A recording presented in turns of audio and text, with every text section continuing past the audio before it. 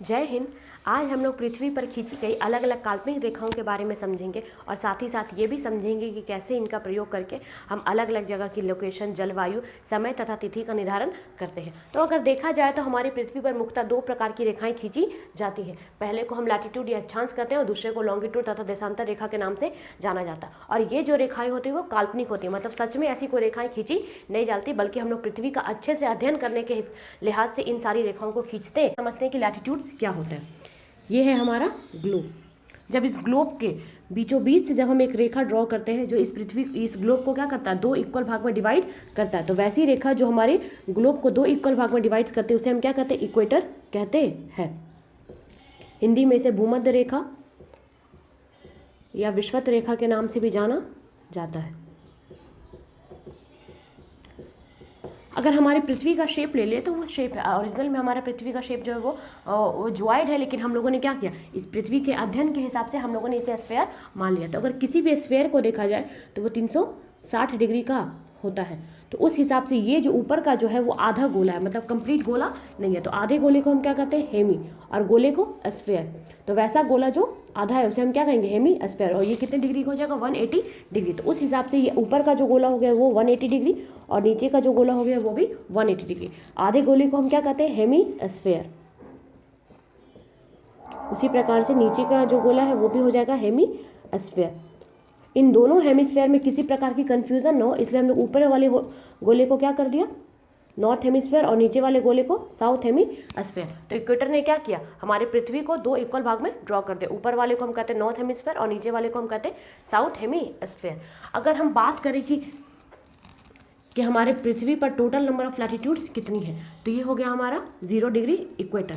जब इक्वेटर से हम लोग पृथ्वी के छोर पर जाते हैं, मतलब पृथ्वी के अंतिम बिंदु पर जाते हैं, जिसे हम लोग क्या कहते हैं, पोल कहते हैं या ध्रुव के नाम से जानते हैं, तो ये हमारे इक्वेटर के साथ 90 डिग्री का क्या करता है, कोण बनाता है। इसका ये मतलब हुआ कि हम लोग 0 डिग्री से मैक्सिमम कहाँ तक जा सकते हैं, 90 डिग्री तक जा सकते हैं। उसके बाद हम लोग जा नहीं सकते, क्योंकि उसके बाद हमारी पृथ्वी खत्म हो जाएगी। सेम उसी प्रकार से जब हम लोग नीचे भी ड्रॉ करेंगे तो ये कितने डिग्री का आ जाएगा, 90 डिग्री का। तो इसका मतलब मैक्सिमम हम लोग कहाँ तक जा सकते हैं, 90 डिग्री।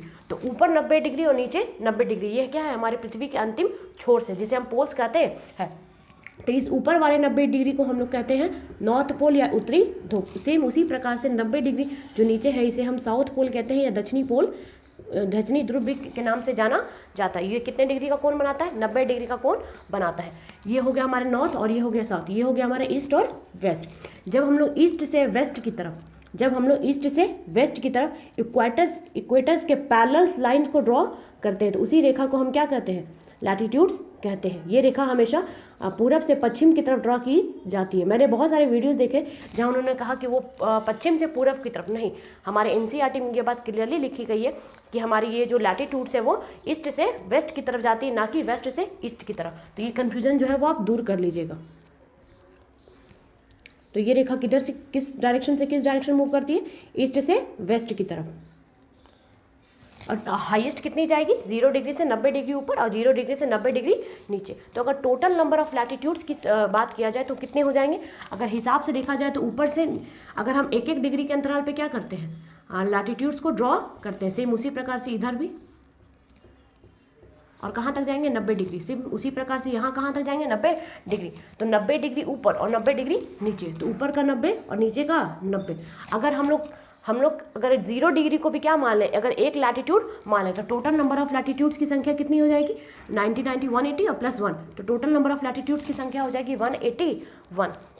लेकिन जैसे जैसे हम लोग इक्वेटर से पोल की तरफ बढ़ते हैं, पोल पर जाने के बाद वो एक बिंदु के रूप में पाया जाता है, बल्कि वो किसी रेखा के रूप में स्थित नहीं है। उसकी साइज इतना ज़्यादा छोटा हो जाता है कि वो एक बिंदु के रूप में दिखाई देता है। तो हमारे जो नॉर्थ पोल और साउथ पोल है वो एक बिंदु के रूप में पाए जाते हैं। तो अगर एग्जाम्स में पूछा जाए कि अगर हम नॉर्थ पोल और साउथ पोल को क्या मान लें, बिंदु के रूप में मान लें, तो एक एक डिग्री के अंतराल पर हमारे पास टोटल नंबर ऑफ लैटिट्यूड्स की संख्या कितनी हो जाएगी। तो देखिए हम लोग कहाँ से गए, 1 से लेकर 90 तक, तो 90 में क्या हो जाएगा, वो तो एक बिंदु के रूप में पाया जाएगा। तो टोटल नंबर ऑफ लैटिट्यूड्स कितना हो जाएगा, 89, 1 से लेकर 89। सेम उसी प्रकार से 1 से लेकर 89, और एक हमारा बच गया क्या, बीच का इक्वेटर। तो टोटल नंबर ऑफ लैटिट्यूड्स की संख्या हो जाएगी हमारे पास 179। तो आपको एग्जाम्स में ये क्वेश्चन को ध्यान देना है कि वो पूछ क्या रहा है। अगर टोटल नंबर ऑफ लैटिट्यूड्स की संख्या पूछेगा तो हो जाएगा 181।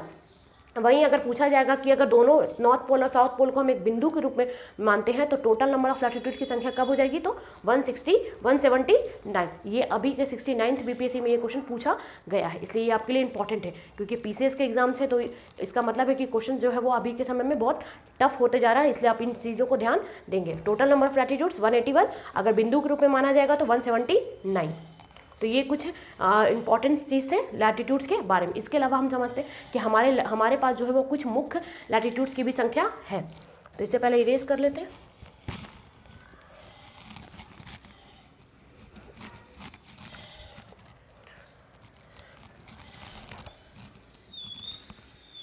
ये क्या हो गया हमारी ग्लोब। इस ग्लोब के बीचों बीच हम लोगों ने क्या किया, एक लाइन ड्रॉ कर दिया जो कितने डिग्री का है, 0 डिग्री का है। और हम बता दें कि यहाँ लैटिट्यूड्स को जब भी हम मेज़र करते हैं तो वो डिग्री में मेज़र करते हैं, 1 डिग्री 2 डिग्री 10 डिग्री 90 डिग्री वैसे करके मेज़र करते हैं। तो ये हो गया हमारा 0 डिग्री।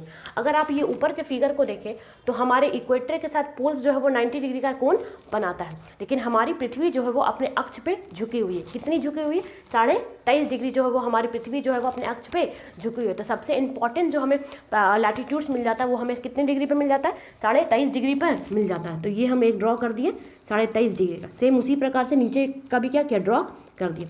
अब आपके दिमाग में एक सवाल आ रहा होगा कि मैंने सीधे इस लाइन को ड्रॉ क्यों नहीं किया, ये कर्व क्यों है। तो जब भी आप किसी फुटबॉल पर जब आप गोल सर्किल को खींचने की कोशिश करेंगे तो वो कभी भी गोल सर्किल नहीं ड्रॉ होगा, बल्कि वो हल्का सा कर्व हो जाएगा। तो उस हिसाब से हम लोगों ने ड्रॉ कर दिया। कितने डिग्री पर ड्रॉ किया, तो इसे भी हमने ड्रॉ किया 23.5 डिग्री और इसे भी 23.5 डिग्री।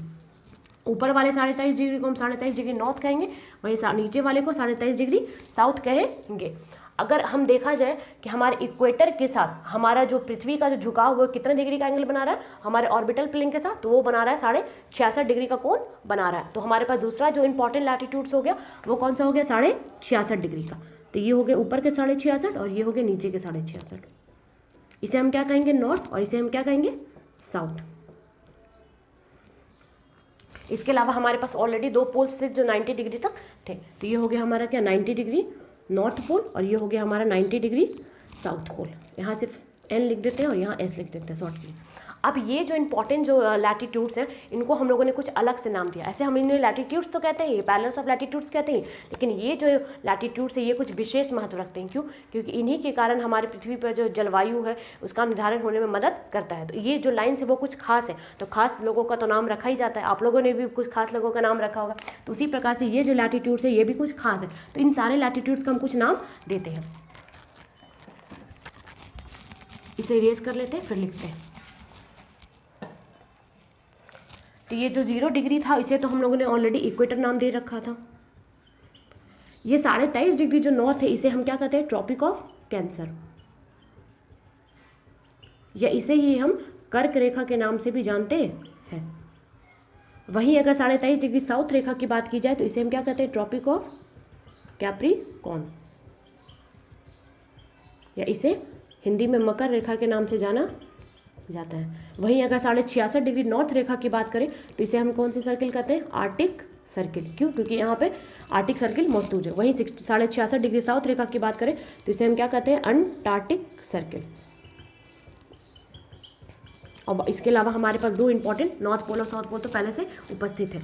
अगर एक एग्जाम्स में ये क्वेश्चन पूछा जाता है कि एक लैटिट्यूड से एक लैटिट्यूड से दूसरे लैटिट्यूड के बीच का जो डिस्टेंस है वो कितने किलोमीटर का होता है, तो अगर मान लेते हैं मैं पहले लैटिट्यूड पे खड़ी हूँ और आप दूसरे लैटिट्यूड पे खड़े हैं, तो हम दोनों के बीच जो है वो 111 किलोमीटर का क्या है, डिफरेंस है। ये जो डिस्टेंस होता है ये कितने किलोमीटर का होता है, 111 किलोमीटर का ये जो होता है वो डिफरेंस होता है। तो एक लैटिट्यूड से दूसरे लैटिट्यूड में कितने किलोमीटर का डिफरेंस है, 111 किलोमीटर। इसका मतलब क्या हुआ कि अगर आपको पृथ्वी पर 1 डिग्री का कोण बनाना है तो आपको कितने किलोमीटर का डिस्टेंस ट्रैवल करना पड़ेगा, 111 किलोमीटर का डिफरेंस तय करना पड़ेगा। तो ये थे हमारे इंपॉर्टेंट लैटिट्यूड। तो अब हम लोग समझेंगे क्या, लॉन्गिट्यूड। तो ये हो गया हमारा ग्लोब, ये नॉर्थ और ये साउथ। तो जब हम लोग नॉर्थ से साउथ की तरफ, जब हम लोग नॉर्थ डायरेक्शन से साउथ डायरेक्शन की तरफ जब हम लोग इमेजनरी लाइंस को ड्रॉ करते हैं तो इन्हीं लाइंस को हम क्या करते हैं, लॉन्गिट्यूड्स कहते हैं। तो पहले फिगर को ड्रॉ कर लेते हैं।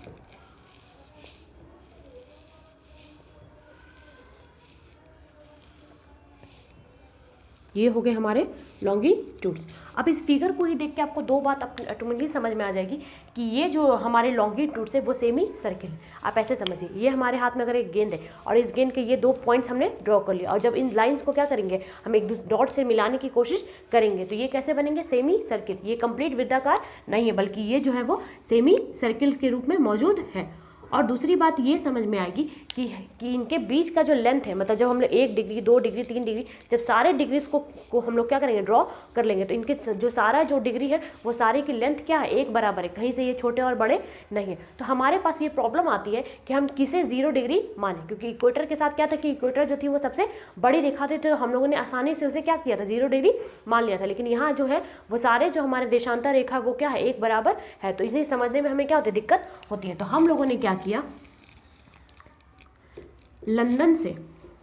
लंदन के पास जो हमारी लॉन्गिट्यूड गुजरती है, लंदन में एक शहर है ग्रीन बीच, उस ग्रीन बीच के पास एक ब्रिटिश रॉयल ऑब्जर्वेटरी है, वहाँ से जो हमारे पास क्या गुजरती है, लॉन्गिट्यूड्स गुजरती है, उसे ही हम क्या मान लेते हैं, 0 डिग्री मान लेते हैं। तो समझ ये मान लेते हैं कि ये क्या है, 0 डिग्री। जिस प्रकार से वहाँ हम लोगों ने 0 डिग्री को क्या नाम दिया था, इक्वेटर नाम दिया था, सेम उसी प्रकार से यहाँ जो 0 डिग्री उपस्थित है इसे हम क्या कहते हैं, प्राइम मेरिडियन के नाम से जानते हैं। हिंदी में इसे अलग अलग नामों से जाना जाता है, कहीं इसे प्रधान या मुत्तर रेखा, तो कहीं इसे प्रधान माध्यान रेखा के नाम से जाना जाता है, कहीं कहीं इसे GMT भी लिखा जाता है। G stand for green beach, M से मीन और T से टाइम, तो GMT का फुल फॉर्म क्या हो गया, ग्रीन बीच मीन टाइम। तो ये 4 अलग अलग जो है वो नाम है किसके, 0 डिग्री लॉन्गिट्यूड्स के। अब हम ये समझते हैं कि ये जो 0 डिग्री लॉन्गिट्यूड है ये हमारी पृथ्वी को 2 इक्वल भाग में क्या करता है, डिवाइड करता है। तो इधर वाले को हम कहते हैं ईस्ट हेमीस्फीयर, वहीं इसे हम क्या कहते हैं, वेस्ट हेमीस्फीयर। एग्जाम्स में जो क्वेश्चंस पूछे जाते हैं वो ये पूछे जाते हैं कि बताइए कि टोटल नंबर ऑफ लॉन्गिट्यूड्स कितने हो जाएंगे। तो देखिए, अगर टोटल नंबर ऑफ लॉन्गिट्यूड्स की संख्या गिनी जाए तो हमारा जो स्फीयर होता है वो कितने डिग्री का होता है, 360 डिग्री का, 360 डिग्री का। और 360 डिग्री को हम लोगों ने क्या किया, 2 हेमिस्फीयर में बांट दिया। इसका मतलब 180 जो लॉन्गिट्यूड होंगे वो कहाँ होंगे, ईस्ट हेमिस्फीयर में, वही 180 जो होंगे वो कहाँ होंगे, एक वेस्टर्न हेमिस्फीयर में। तो 180 और 180, तो टोटल नंबर ऑफ लॉन्गिट्यूड की संख्या कितने होंगे, 380। तो हमें टोटल नंबर ऑफ लॉन्गिट्यूड कितने ड्रॉ करने हैं, 360, 180 ईस्ट हेमिस्फीयर की तरफ और 180 वेस्ट हेमिस्फीयर की तरफ। इसे मान लेते हैं ये है हमारा प्राइम मेरिडियन, और हमें ड्रॉ कितने करने हैं, 360। इसका मतलब 180 जो आएंगे वो किधर से आएंगे, 180 जो होंगे वो वेस्ट होंगे और 180 जो होंगे वो ईस्ट होंगे। इसका मतलब हम लोग जो इतने भी लॉन्गिट्यूड 1-1 डिग्री के अंतराल पर क्या करेंगे, ड्रॉ करेंगे। मान लेते हैं ये 1 है डिग्री है, 2 डिग्री है, 3 डिग्री है, 4 डिग्री। सेम उसी प्रकार से इधर भी 1 डिग्री 2 डिग्री 3 डिग्री 4 डिग्री करके हम कहाँ पहुँचेंगे, 180 डिग्री वेस्ट, और इधर से पहुँचेंगे कहाँ, 180 डिग्री ईस्ट।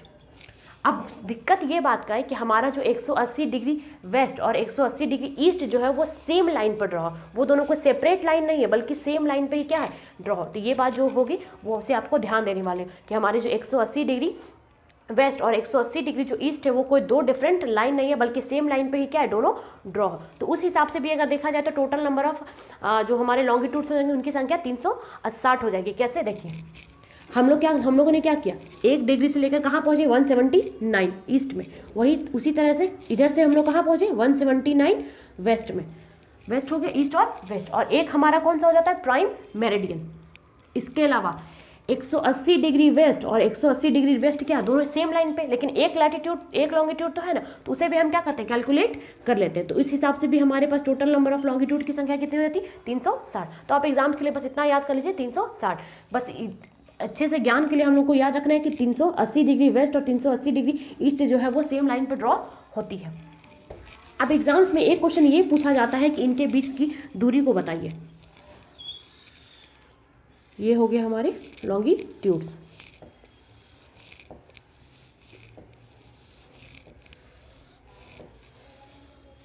अब देखिए ये है हमारा इक्वेटर। जैसे जैसे इक्वेटर से हम लोग कहाँ जाएंगे, पोल की तरफ बढ़ेंगे, वैसे वैसे हमारे जो लॉन्गिट्यूड्स हैं उनके बीच का जो डिफरेंस है वो क्या हो जाता है, दिन पर दिन कम होता चला जाता है। जैसे इक्वेटर पे जब हम लोग इक्वेटर पे खड़े तो लॉन्गिट्यूड के बीच का जो डिफरेंस है वो क्या है, सबसे ज़्यादा, मतलब दो लॉन्गिट्यूड के बीच का जो डिफरेंस है वो सबसे ज़्यादा, और ये डिफरेंस जो होता है वो 111.3 किलोमीटर का होता है। वैसे जैसे ही हम लोग कहाँ पहुँचते हैं, 45 डिग्री के लैटिट्यूड पे, तो यहाँ जो दो लॉन्गिट्यूड होता है उनका डिफरेंस जो होता है वो 79 किलोमीटर का होता है। और जैसे ही हम लोग कहाँ पहुँच जाते हैं, पोल पर पहुँच जाते हैं, तो इनके बीच का डिफरेंस जो हो जाता है वो 0 किलोमीटर का हो जाता है, क्योंकि सारे जितने भी लॉन्गिट्यूड है वो सारे दोनों पोल्स पर आकर क्या हो जाते हैं, एक दूसरे से मर्ज हो जाते हैं, मतलब सारे जो लॉन्गिट्यूड है वो एक जगह ही आकर क्या हो जाते हैं, रुक जाते हैं और एक बिंदु के रूप में पाए जाते हैं। इसलिए यहाँ आकर इनका जो डिफरेंस हो जाता है वो 0 किलोमीटर का हो जाता है। तो आई होप आपको लैटिट्यूड और लॉन्गिट्यूड समझ में आ गया होगा। अब इसी का इस्तेमाल करके हम समझेंगे कि कैसे हम लोग समय का और तिथि का निर्धारण करते हैं। तो चलिए समझते हैं। तिथि और समय का निर्धारण करने से पहले हम ये भी समझ लेते हैं कि ग्रिड हम किसे कहते हैं। तो पहले हम फिगर ड्रॉ कर लेते हैं। इसे हम मान लेते हैं नॉर्थ पोल, और हम लोग क्या करते हैं, लाइंस को ड्रॉ करना शुरू करते हैं।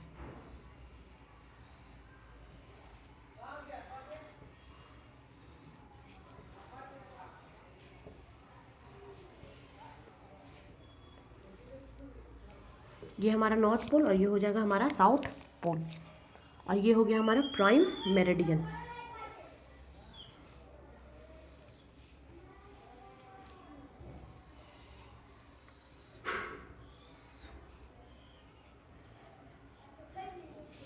जब किसी ग्लोब पर एक ही ग्लोब पर जब हम लोग लैटिट्यूड और लॉन्गिट्यूड दोनों को एक साथ दर्शा देते हैं तो इसी फिगर को हम क्या कहते हैं, ग्रिड कहते हैं।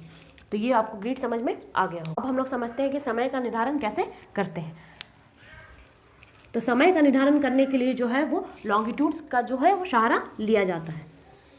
जैसे ये है हमारा 0 डिग्री प्राइम मेरिडियन। तो प्राइम मेरिडियन जो है वो कहाँ से गुजरता है, लंदन के ग्रीनविच से। तो लंदन से जितने भी देश आगे हैं वहाँ जो चलेगा वो समय लंदन से आगे चलेगा, वहीं जितने भी देश जो है वो लंदन से पीछे है वहाँ का जो समय चलता है वो लंदन के से पीछे चलता है। आप इसे ऐसे समझिए, 24 घंटा में हमारा पृथ्वी जो है वो अपना एक चक्कर लगा लेता है, मतलब 360 डिग्री जो है वो 24 घंटे में घूम लेता है। इसका ये मतलब हुआ कि 1 घंटा में हमारा पृथ्वी जो है वो लगभग कितने डिग्री घूमेगा, 15 डिग्री जो है वो घूम लेगा। तो 15 डिग्री घूमने के लिए हमारे पृथ्वी को कितना समय चाहिए, 60 मिनट चाहिए। तो 1 डिग्री घूमने के लिए हमारे पृथ्वी को कितना समय लग जाएगा, तो ये लग जाएगा लगभग 4 मिनट का हमारी पृथ्वी को क्या लग जाएगा, समय लग जाएगा। तो 4 मिनट में हमारी पृथ्वी जो है वो 1 डिग्री घूम जाएगी। अब इसी का इस्तेमाल करके हम लोग क्या करते हैं, समय का निर्धारण करते हैं। तो इसे समझने के लिए हम पहले क्या करते हैं, कुछ लॉन्गिट्यूड्स को क्या करते हैं, ड्रॉ कर लेते हैं। ये कुछ लॉन्ग, और ये जो लाइन्स है इसे हम मान लेते हैं क्या, 0 डिग्री लॉन्गिट्यूड, और इसे हम लोग 15-15 डिग्री के अंतराल पर मान लेते हैं, 15, 30, 45 और ये 60। उसी तरीके से इधर भी चलते हैं 15। अभी जैसे मैंने कहा कि लंदन के आगे जितने भी देश हैं वहाँ समय आगे चलेगा, और लंदन के जितने भी देश पीछे हैं वहाँ समय पीछे चलेगा। फॉर एग्जाम्पल के तौर पर मान लेते हैं कि लंदन में अभी बजे हैं 12, दोपहर के 12।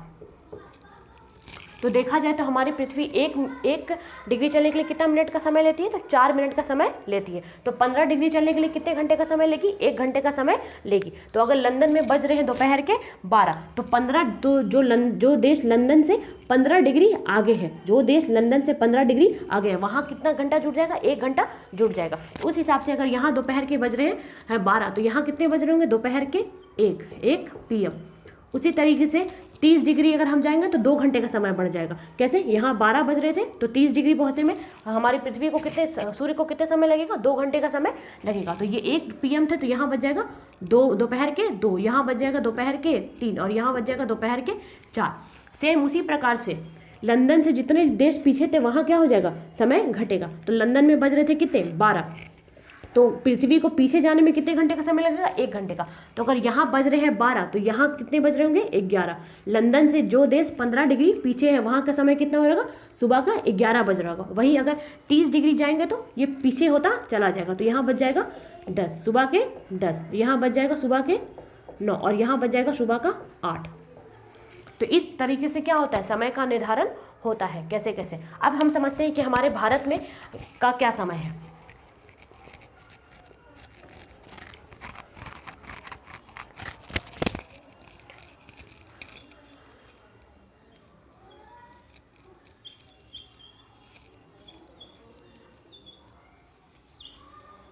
तो ये है हमारा भारत। तो हमारे भारत का ये जो स्टेट है वो है यूपी।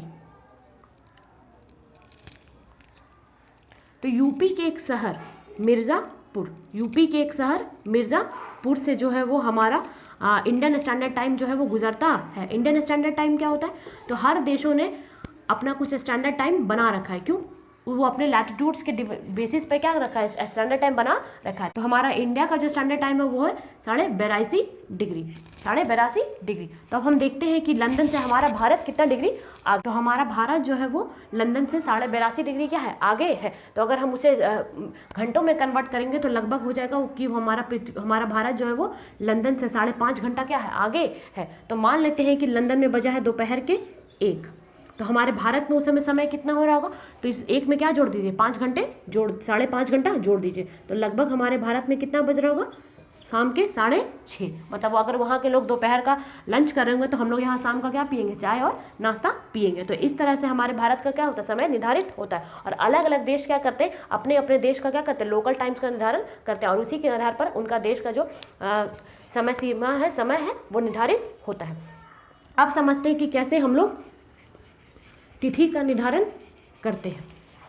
तो देखिए, जैसे हम लोगों ने इस 0 डिग्री को क्या मान लिया था? इंटरनेशनल टाइम लाइन मान लिया था। उसी प्रकार से 180 डिग्री जो है वो हमारा, इसका इस्तेमाल हम लोग इंटरनेशनल डे लाइन के लिए करते हैं। इसका ये मतलब ये हुआ कि 180 डिग्री के पूरब में, 180 डिग्री के पूरब में जितने भी देश हैं वो क्या चलेंगे? आगे चलेंगे। और जितने भी देश जो 180 डिग्री के कहाँ है? पश्चिम में है, वो सारे देश क्या चलेंगे? एक दिन पीछे चलेंगे। इसे ऐसे समझिए। अगर मान लेते हैं कि पूरब में आज का दिन कितना हो रहा है? बुधवार हो रहा है। तो अगर हम लोग लंदन के उस पार चले जाएंगे, मतलब लंदन के पीछे चले जाएंगे, तो वहाँ जो दिन चल रहा होगा वो कौन सा दिन चल रहा होगा? मंगलवार। अगर मान लेते हैं यहाँ जो तारीख चल रही है वो कितनी तारीख चल रही है? 25। तो यहाँ कितनी तारीख चलेगी? 24 तारीख चलेगी। अगर मान लेते हैं यहाँ चल रहा है 31 तारीख, तो यहाँ कौन सा दिन चलेगा? 30 तारीख। तो इस आधार पर क्या होता है? टाइम और समय का निर्धारण होता है। तो आई होप आपको ये टॉपिक समझ में आ गया हो। अगर आपके कुछ प्रॉब्लम्स हैं तो आप उसे कमेंट सेक्शन में दे देंगे। मिलते हैं अगले वीडियो में, तब तक के लिए जय हिंद।